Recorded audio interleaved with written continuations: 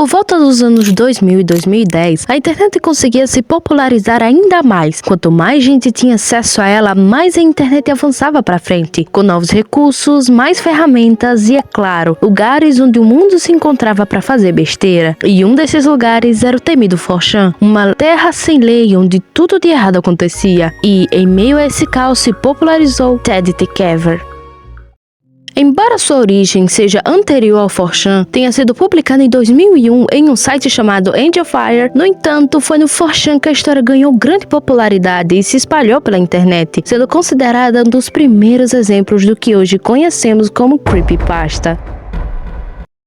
Para você que não sabe, o termo creepypasta surgiu no 4chan por volta de 2007, como uma variação da gíria copypasta, se referindo a textos que se espalham rapidamente na internet por meio do copia e cola. Mas os caras foram além e criaram o termo creepypasta para identificar textos de terror ou histórias assustadoras que são compartilhadas online da mesma forma. E assim surgiu um dos termos que a geração da internet conhecia como terror. Embora hoje algumas delas sejam consideradas meio ridículas, naquela época eram sim bizarras. Opa, Mira aqui novamente depois dessa gigantesca introdução para falar sobre creepypastas que na minha época até que eram interessantes. Jeff the Killer. Por que não comecei esse vídeo com uma das ou a creepypasta mais famosa? Jeff the Killer tem uma história de origem bem chatinha, digamos assim, pois foi algo que envelheceu muito mal, mas naquela época era o auge. A história conta que Jeff era um menino normal que sofria bullying de valentões. Um dia, esse bullying foi longe demais. Ele estava em uma festa de aniversário quando esses valentões tacaram fogo no rapaz, o fazendo ir ao hospital. Ao chegar em casa, esse cara enlouquece e acaba cortando suas pálpebras para nunca mais dormir e suas bochechas para ficar para sempre sorrindo. Após esse surto, ele mata seus pais e irmãos, sussurrando "vá dormir" enquanto os mata. E desde então atormenta e mata outras vítimas na calada da noite.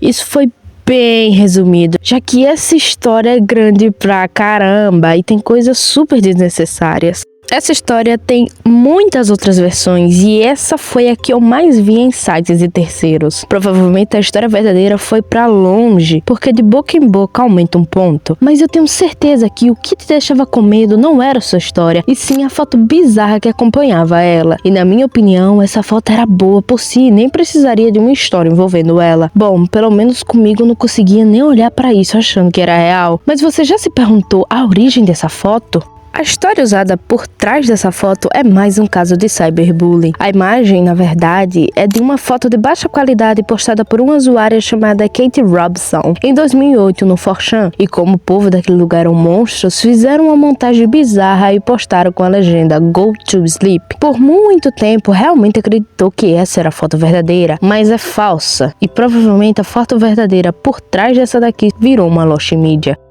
Mas procurando na internet, achei algo que me parece o certo, mas novamente, nada é confirmado.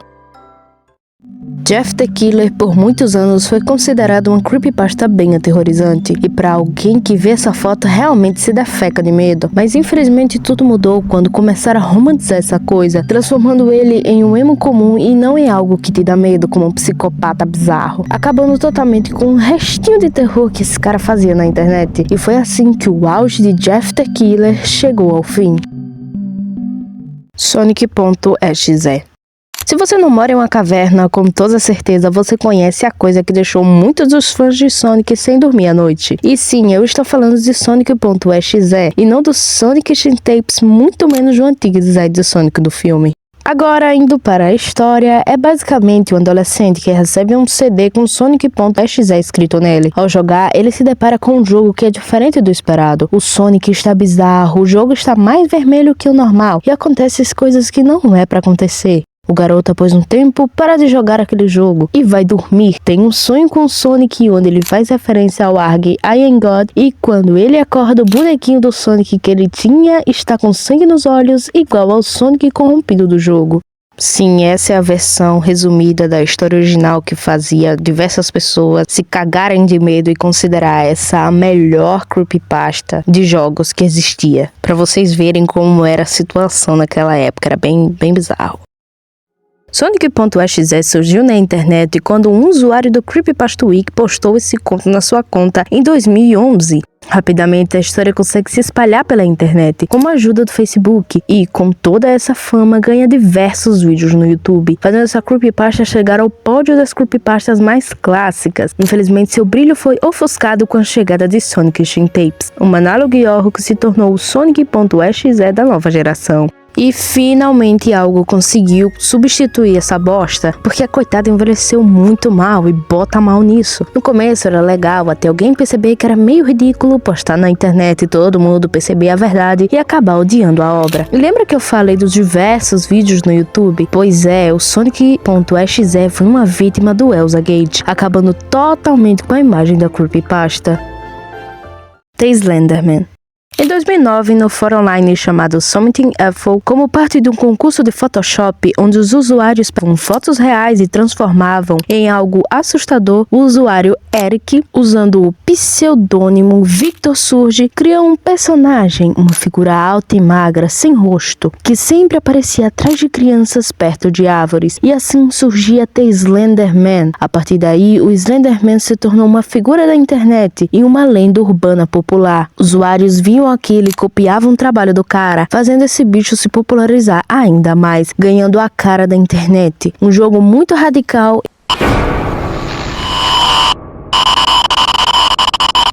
e um filme ruim que todo mundo finge que não existe.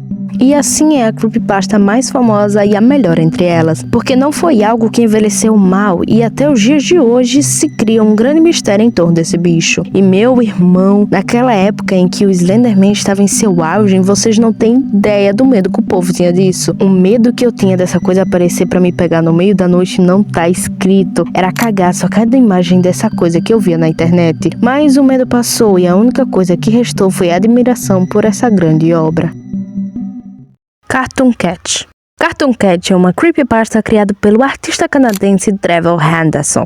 Ele é descrito como gato gigante e monstruoso, com aparência inspirada em desenhos animados antigos, especialmente o gato Félix. Esse cara, pelo que eu vi, não tem uma história de origem, foi simplesmente um desenho que o artista fez e publicou, e felizmente se popularizou, ganhando um lugar nas creepypastas.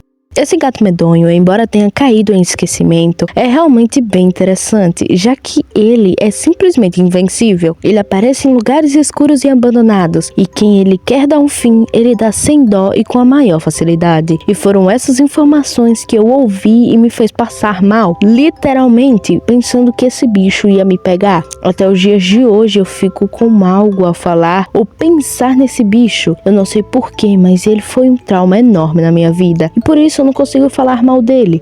Cartoon Cat é uma creepypasta bem interessante se você for se aprofundar mais nela, embora também tenha se tornado meio ridícula. As creepypastas foram algo que na época de seu auge realmente funcionou legal, mas nos dias de hoje foram jogadas ao ridículo, justamente por serem bem ridículas. Algumas, é claro, porque olha do Slenderman ou do Cartoon Cat, se fossem nos dias de hoje, certamente fariam sucesso, não como antigamente, mas teriam seu destaque. O certo é que a internet foi evoluindo com o tempo e as creepypastas foram sendo substituídas por outra coisa. E é claro que eu estou falando dos terrores analógicos, que já estão beirando o ridículo também. E daqui a pouco também serão substituídos por algo que a internet ache mais interessante. Porque é assim que ela funciona, não é verdade? Muitas outras creepypastas ficaram faltando nesse vídeo, porque eu tive que separar as que mais fizeram parte de mim. Mas se você tiver outras creepypastas que também já gostou algum dia, por favor deixe nos comentários para uma possível parte 2 desse vídeo. Agora peço desculpas para vocês por ficar sumida por 2 semanas. Tava meio sem nada para falar por aqui, sabe? Mas felizmente veio a ideia. Deixa nos comentários se vocês tiverem outras ideias de vídeo. Agora eu vou ficando por aqui. Tchau!